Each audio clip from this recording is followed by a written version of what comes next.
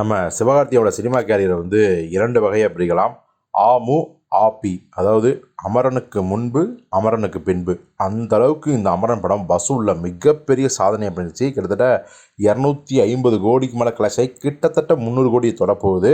விமர்சன ரீதியாகவும் இந்த படத்தை வந்து ஏகப்பட்ட பேர் பாராட்டி தள்ளிட்டாங்க. பாரபட்சமே பார்க்காம இந்த படம் வந்து ஒரு நல்ல படம் அப்படிங்கிற ஒரு சான்றிதழையும் கொடுத்துருக்காங்க.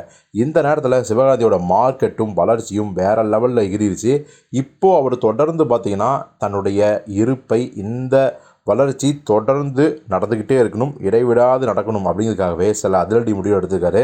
தொடர்ந்து பெரிய இயக்குநர்களோட மட்டும்தான் கை கோக்கணும் அப்படிங்கிறது தான். அதாவது ஜெயித்த இயக்குநர்கள் அல்லது பெரிய மாஸ் ஹீரோக்களை வச்சு எடுத்த இயக்குநர்கள்.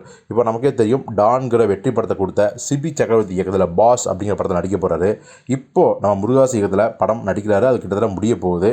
அதுக்கப்புறம் சுதா அவங்க வர இயக்கத்தில் சூரரை போற்று, இறுதி சுற்று, இந்த படங்களின் வெற்றிக்கு பிறகு புறநானூறு படத்தை இயக்குறாங்க. அவங்க இயக்கத்தில் நடிக்க போகிறாரு. எல்லாத்துக்கும் மேலே கோட் படத்தை கொடுத்த நம்ம வெங்கட் பிரபுகிட்டையும் கதை கேட்டு ஓகே பண்ணிட்டாரு. சில பல காரணங்களால் அந்த ப்ராஜெக்ட் தள்ளி போயிடுச்சு. ஆனால் இப்போது யாருமே எதிர்பார்க்கல அப்படி ஒரு இயக்குனர் வந்து ஹெச் வினோத் அவர்கள். ஸோ அவர் தான் சிவகார்த்திகேயனுக்கு வந்து கதை சொல்லி ஓகே பண்ணியிருக்காரு.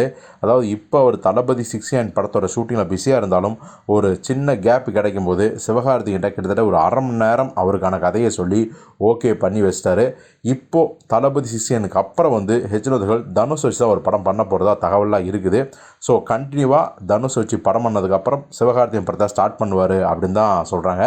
ஒருவேளை தனுஷ் ப்ராஜெக்ட்டு தள்ளி போச்சுன்னா, இல்லை அது வேறு ஏதோ காரணத்தினால லேட் ஆச்சு அப்படின்னா, அடுத்ததாகவே சிவகார்த்திகேயன் படத்தை ஸ்டார்ட் பண்ணிடுவார். கிட்டத்தட்ட அடுத்த வருடம் சிவகார்த்திகேயனோட படத்தை இயக்கிறதுக்கான 100% சாத்தியம் வந்து ஹெச் வினோத்துக்கு இருக்குங்கிறாங்க. ஸோ இதன் மூலம் வந்து பார்த்திங்கன்னா சிவகார்த்திகேயனோட அந்த படத்தோட வெற்றியும் அவரை அடுத்த கட்டத்துக்கு கொண்டு போகும் அப்படின்னு நம்ம உறுதியாக சொல்லலாம். ஸோ தொடர்ந்து தளபதி விஜய், சூர்யா இவங்களோட டைரக்டர்ஸை வந்து குறி வச்சு கமிட் பண்ணுறாரு சிவகார்த்திகேயன். ஸோ பொறுத்திருந்து பார்ப்போம் இந்த படங்கள்லாம் அவருக்கு மிகத்தான வெற்றியை கொடுத்து அடுத்தடுத்த கட்டங்களுக்கு அவரை கொண்டு செல்லுதா இல்லையா அப்படின்னு.